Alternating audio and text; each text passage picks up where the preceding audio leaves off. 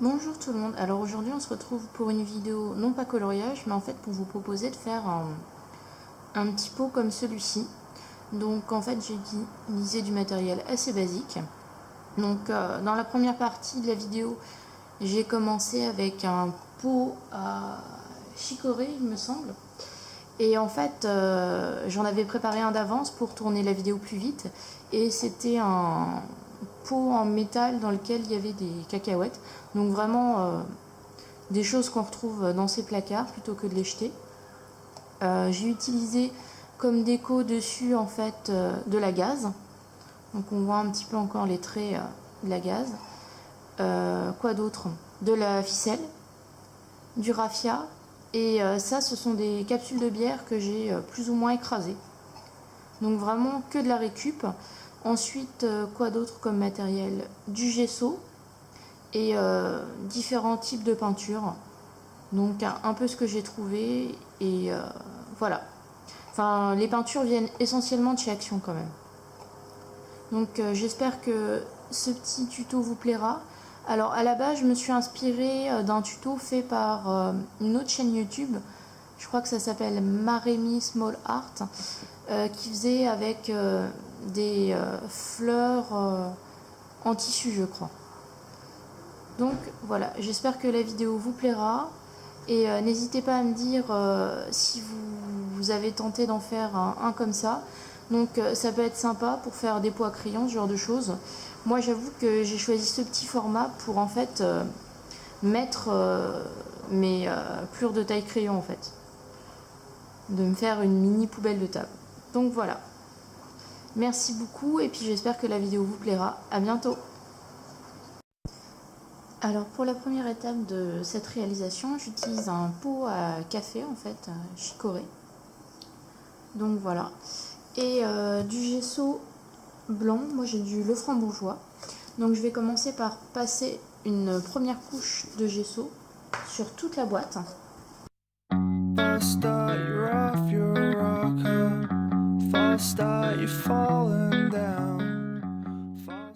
Alors là j'applique ma seconde couche de gesso, donc toujours le même, le Lefranc-Bourgeois.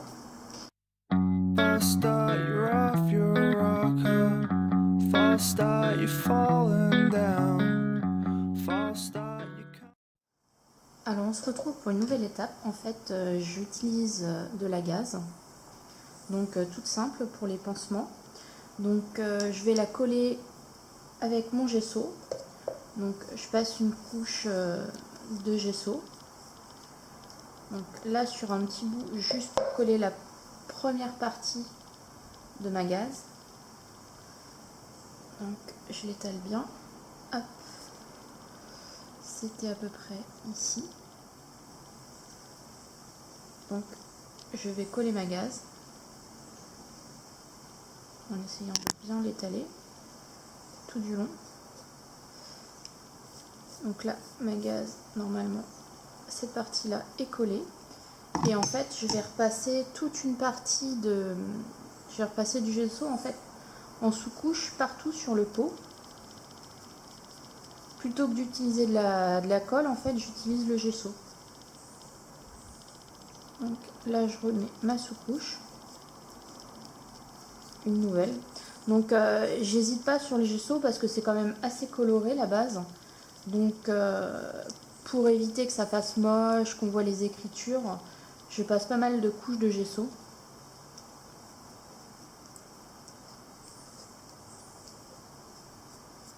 Je n'hésite pas. Donc là je suis revenue à ma première partie. Donc là ce que je vais faire en fait c'est que je vais repasser une couche par dessus juste pour coller ma gaze. Donc je la colle pas forcément très bien, le but c'est que ça soit plus ou moins aléatoire en fait. Faut pas faire quelque chose de parfait.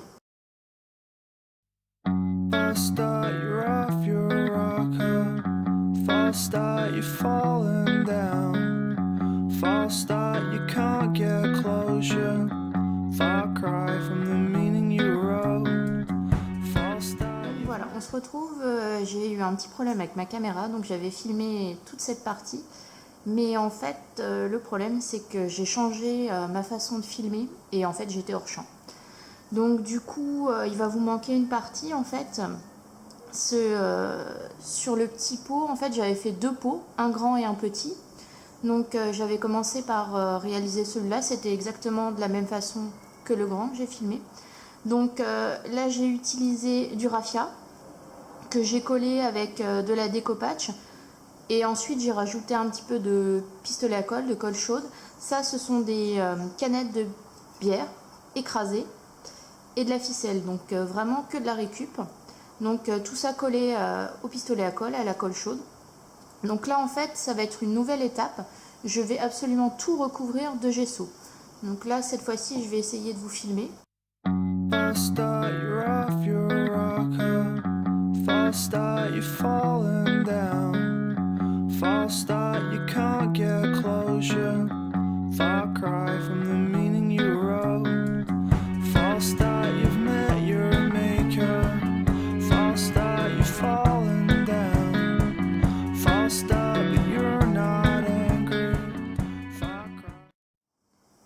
Donc j'ai attendu que le gesso sèche et en fait là vous voyez sur les capsules, je trouve que c'est pas encore assez blanc. Donc ce que je vais faire, c'est que je vais repasser une légère couche de gesso pour obtenir quelque chose d'un peu plus blanc. Après c'est pas obligatoire parce que du coup ensuite je vais le recouvrir de peinture de différentes couleurs, mais je préfère repasser une couche et être sûre de moi pour que ça se fasse un effet bien blanc.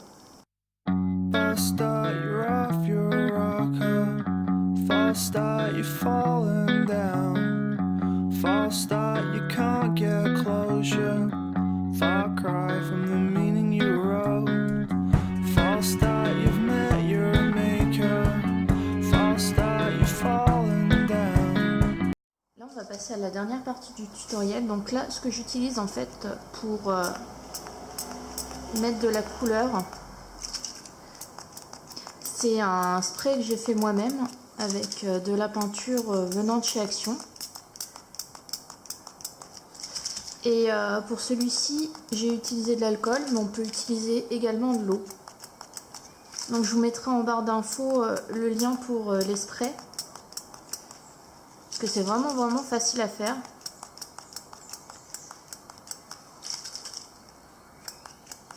Donc j'en mets un peu aléatoirement. Avant j'ai attendu que le gesso soit bien sec. Donc là j'en mets vraiment un peu partout.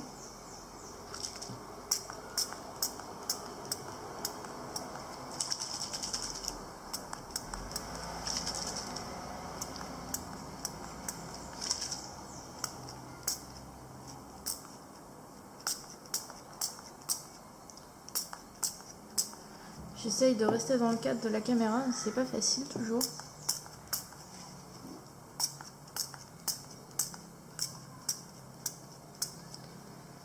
Donc là, c'est une première couche.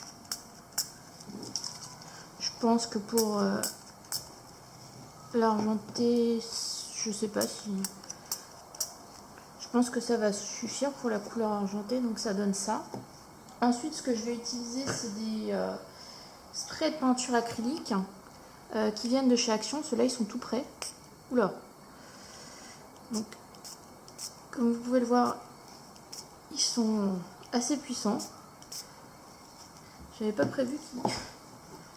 C'est la première fois que je les utilise, donc c'est vrai que ils peignent pas mal.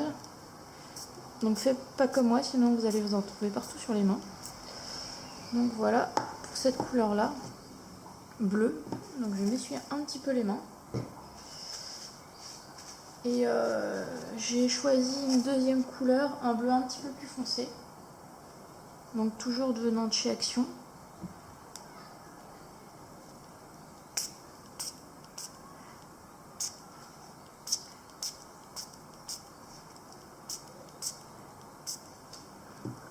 Alors, par contre, c'est vrai que ça en met un peu partout, cette technique.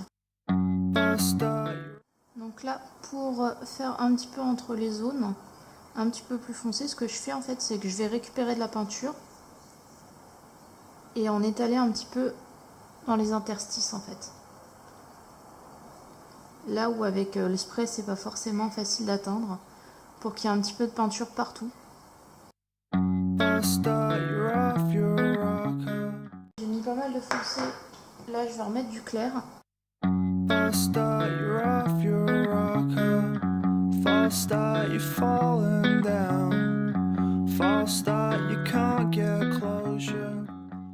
Donc là pour l'instant je pense que je vais laisser comme ça, je vais laisser sécher et ensuite on se retrouve pour la dernière partie de la vidéo.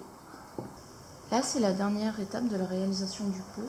Donc en fait je vais utiliser de la patine verte de la Foire Fouille et les petits pots de peinture métallique de chez Action.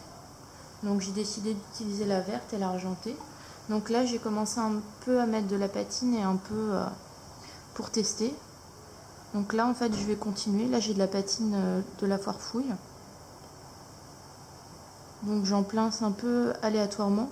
Si vous n'avez pas de patine, vous pouvez faire aussi avec du gesso pour obtenir une teinte un petit peu plus claire à certains endroits.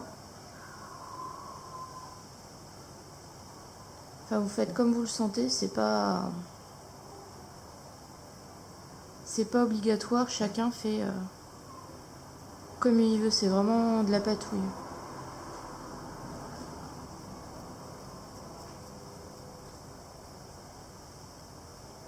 En fait, l'objectif c'est de faire un peu de contraste,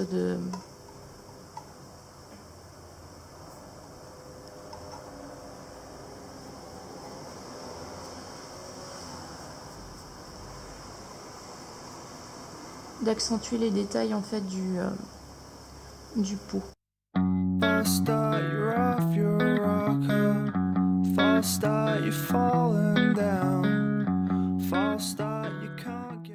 Je pense que j'ai mis assez de patine. Ce que je vais faire, c'est que je vais rajouter un petit peu de peinture acrylique.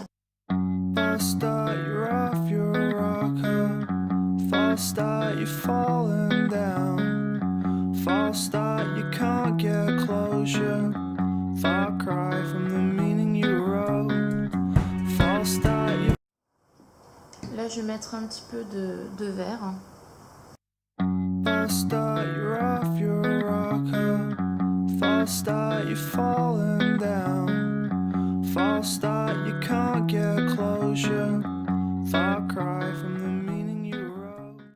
Voilà le résultat. Je vous mettrai une photo à la fin pour voir exactement ce que ça donne.